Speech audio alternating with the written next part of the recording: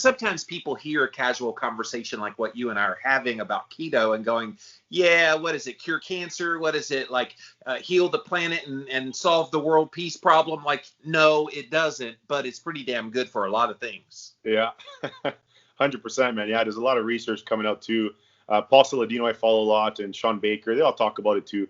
And it's right there. It's just not mainstream is all there. The mainstream will never put a magnifying glass and blow it up. Right. Well, the mainstream wants to put the focus on any diet as a weight loss thing. And keto never about weight loss. This is what I'm glad about your story, by the way, because you didn't start for weight loss. You were lean. You were pretty.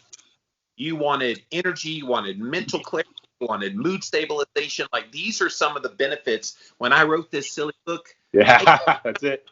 I wanted people to see all of the benefits. Yes, you'll lose weight if you get healthy, but you're getting healthy to lose weight, not weight to get healthy. Yeah, 100%. Testosterone too. I noticed my testosterone was a lot higher because I was eating more fat. I wasn't afraid of fat. So like eggs, I literally, I'm more like keto carnivore-ish now, but I'll have a pound of liver or a pound of steak every single day, and about 10 eggs, some bacon, and a lot of essential amino acids. But I've noticed my testosterone, when I start eating a lot of eggs consistently, I literally feel it, man. Like, hey, for the guys out there, morning wood, like, it's more obvious, if you will, which is awesome. You know, it feels great.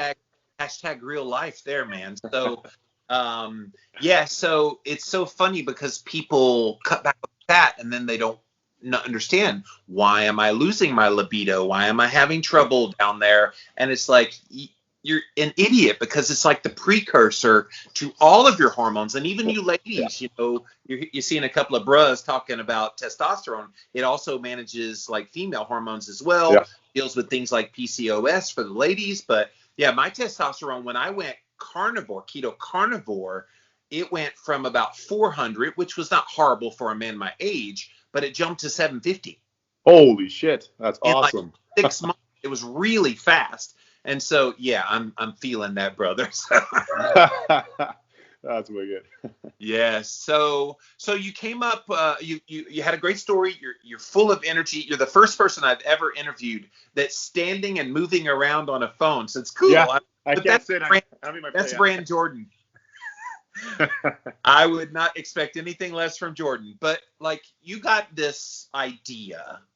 I want to create a place for people to eat this way. It is convenient. Tell us about WISK. Tell us about how that idea came about.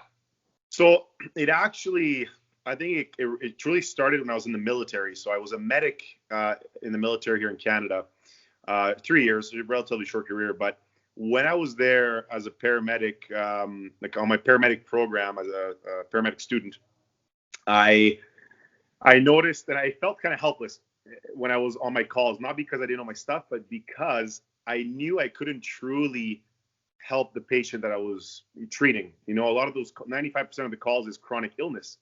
And I noticed that really quickly, because a lot of people think is all the Hollywood calls and the stabbings and the car accidents, but a lot of it is, hey, a patient is not feeling well, essentially, right? And you go there and you look in their homes, and a lot of times you can see the way they live, the way they eat. You can see the food on the counter, the Wonder Bread, the juice, the Coca-Cola.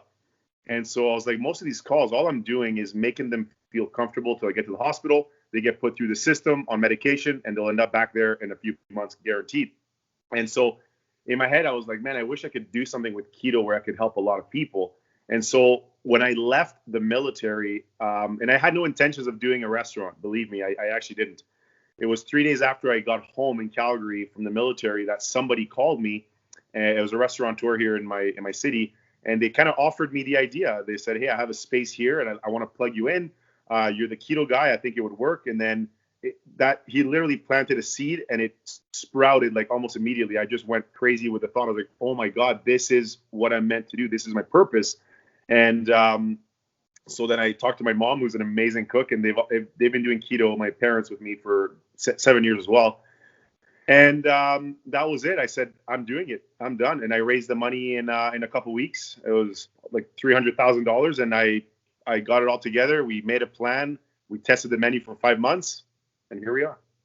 people don't understand what it takes to start a business, like especially a restaurant business, because you've got health codes, you've got standards that have to be in place. You got to have vent and this over here, and cleaning crew come in and periodically. Yeah. There's so many like moving parts. And then, oh yeah, by the way, you got to sell goods that didn't make enough profitability to pay for the rent. My dad had a restaurant business when I was a kid, so I kind of know the ins and outs of that.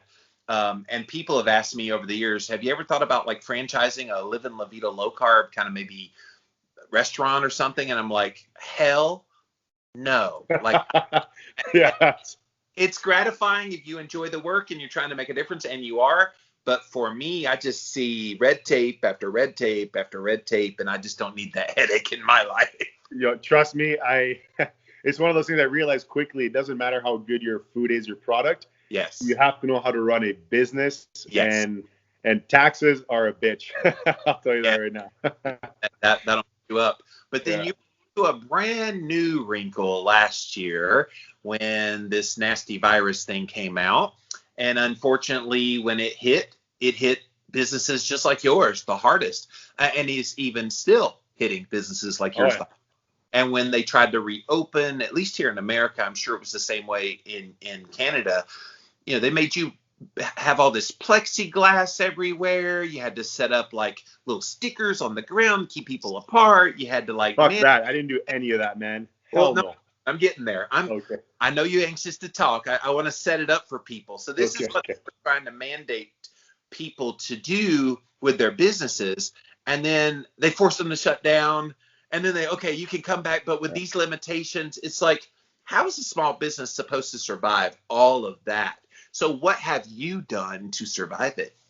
So I'm no circus monkey. I'm not jumping through no hoops. I saw this coming from afar. So back in March when they announced it, the shutdown and everything, I could see the writing on the wall. I knew this was not about our health. I knew this was about something far greater. And I think a lot of people might think, conspiracy. But when you look at everything now, a year later, it's quite clear that this is not about health. So I saw that coming, and I said, I'm going to turn it from a restaurant into a bakery, a takeout and delivery bakery only. So I got rid of all my seating. I cut the menu down by 66% essentially at that point. So I got rid of all the paninis. We had soups. I got rid of the soups. I literally kept only my desserts, my famous leanbacks, those little buttercream filled pastries I make. And I looked at my numbers too to see what sold the most, and sure enough, it was the dessert. So I said, okay, guys, we're gonna take a risk, but we're gonna go with we're gonna become like a dessert bakery, a keto dessert bakery, and that is literally it. So I switched the concept. I shut down for a week just to kind of regroup. Yeah. I had a website made, the Cafe WISK website, the whole ordering online. And then in the summer, I invented the world's lightest keto burger bun. It is literally the lightest. It's unbelievable. It's nice and dry. It's like a croissant on the inside texture. And it took off. Those two things, my desserts and the buns, took off. And I literally made a business just out of those two items, the brand. So I'm curious, what sweetener do you use in your product? That's controversial, allulose, sucralose versus stick and erythritol blend. What do you use? I only use liquid monk fruit and pure erythritol. That's okay. Good. Yeah. And that's another popular blend, the erythritol monk fruit. And they always work in symbiosis. You get the nice mouthfeel. It's not so much erythritol. You get that cooling sensation. It's a cool little combo. Well, cool. So has it been going well since you shifted your business model? And how unfortunate you had to do that, but good for you as a businessman, bending what you had to do to stay viable. Yeah, it literally changing the concept saved my business. It really did, because it was kind of a blessing in disguise, to be honest, because a restaurant has very, very small margins. Yes. They were really not that good. So when I turned it into a bakery, and not to toot my own horn or anything, but in the summer alone, we brought in $60,000 in profit just from buns and our desserts. Wow. That was better. Those 2 months were better than the entire previous year as a restaurant. Like, yes. It was. So when I looked at that, I was like, holy shit, like, this is unbelievable. Well, and you had to cut some labor costs because you no longer needed servers. Yes. maybe. Well, I never had servers. We never Oh. had servers because so from the beginning, my concept was it was very flexible. It was you could sit down, but everything was set up so we pre-made all the paninis in the evening before or in the morning.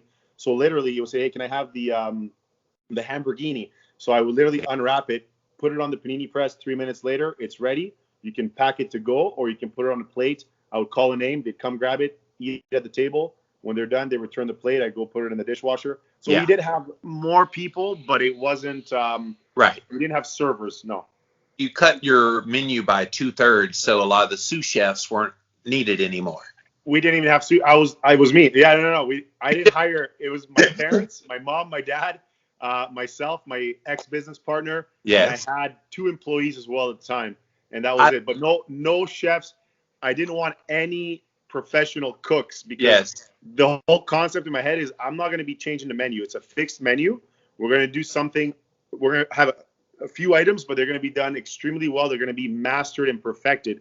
And that's why I picked the fixed menu, because you go to McDonald's, they've had the Big Mac since the beginning of time, right? Imagine if every week they try to do a different flavor, it would never be consistent. And consistency with food is super important. Subway is disgusting. I hate Subway. But when you go there, you know exactly what you're going to get. I'm going to get the ham or the meatball one. It tastes exactly the same. And consistency, I know, is super important. I watched the documentary film on McDonald's, how it was founded and how Ray Kroc stole it from them. And that was they were building that. Have you seen the documentary? Yeah. I saw the movie, The Founder. Yeah, Michael Keaton, I think, was the main character, Ray Kroc. Yeah, go watch it, guys. It was a good movie. But yeah, really good. How they had those standards in place, or at least Ray Kroc was trying to apply those standards, and all these franchisees is like, well, we added tacos to the menu. Well, we had, Mexican night. It's like, no, standards are in place because we want everyone that goes to a McDonald's to know they're in McDonald's, not McDonald's Mexican, McDonald's Italian. Yeah. Be who you are. Yeah. Well, good.